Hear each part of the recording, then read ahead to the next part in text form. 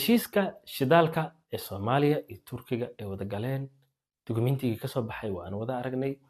dadna negative ayay u arkeen, dadna positive ayay u arkeen. dadka negative u ark ayaan ka mid ahay aniga. waana idin qodobeynaya. marka koowaad heshiiskan waxaa soo qoray aqoon-yahano Turki ah. Soomaalida wax aqoon-yahano oo heshiiskaas la dhiilgareynaya Turkida ma aysan jirin. waxaana ku cadeynayso heshiiskan waxaa arkay hal wasiir, kadibna madaxweynaha la tusay, kadibna waxaa loo gudbiyey baarlamaanka. baarlamaankana waxaa lagu dhahay heshiiskan ha kala furinina, saxiixa. sidaas ayayna ku saxiixeen. wax aysan arkinin ayay saxiixeen baarlamaanka Soomaaliya. siyaasiyiin badan oo Cabdiraxmaan Cabdishakuur ugu horeeyo waa ay ka hadleen. taas waxaa ka arkaysaa heshiiskan inaan ku gaadanahay oo sababtoo ah Turkiga heshiiskan baarlamaankiisa la horgeeyey, way ka doodeen, kadibna waa ay ansixiyeen. taasina waxay ku tusaysaa inay tahay meesha hoosaasin.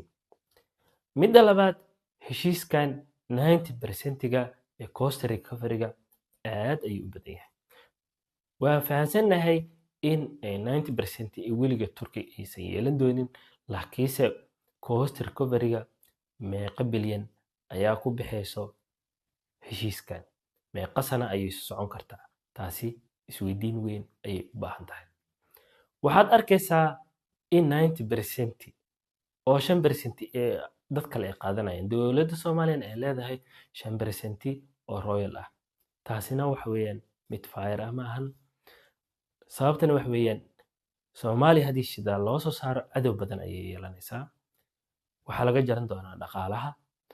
sidaas daraaddeed ugu badnaan heshiiskan cost recovery-ga uu Turkiga qaadanayo waa inay ahaataa 60 ilaa 50 inta u dhaxayso.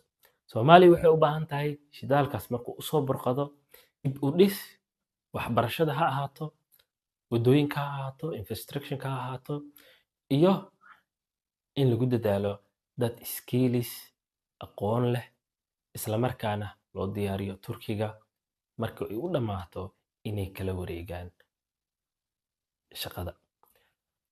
sidaas daraaddeed cost recovery-ga waqtiga ay qaadanayso inay dhaaraato, Turkigana uu meeshaas heshiiskaas uu ku joogo waa sida saxda ah.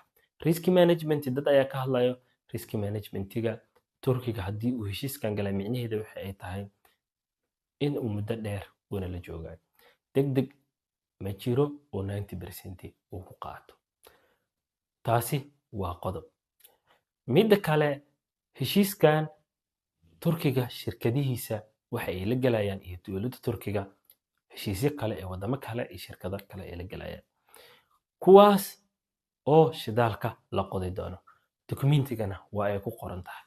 Soomaaliyana heshiisyadaas uu Turkiga oo shirkadaha kale iyo dowladaha kale la galayo, Soomaaliya wax ay ku leedahay saameyn ama sovereignty ah ma jirto.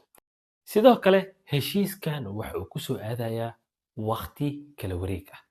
sababta waqti kala wareeg uu soo aadayo waa fahmi karteen. wadanka wuxuu galayaa marxalad siyaasadeed oo doorasho ah, waxaana lagu muransan yahay doorashada la geli doono ma mid qof iyo cod ahaa mise mid baarlamaanka la soo xulay ee tahay oo teendadii doorashadii ka dhacday. ama sidoo madaxweyne Xasan Sheekh uu sheegay, shidaalka faa'iidana wuu noo keeni karaa, khasaarana waa noo keeni karaa.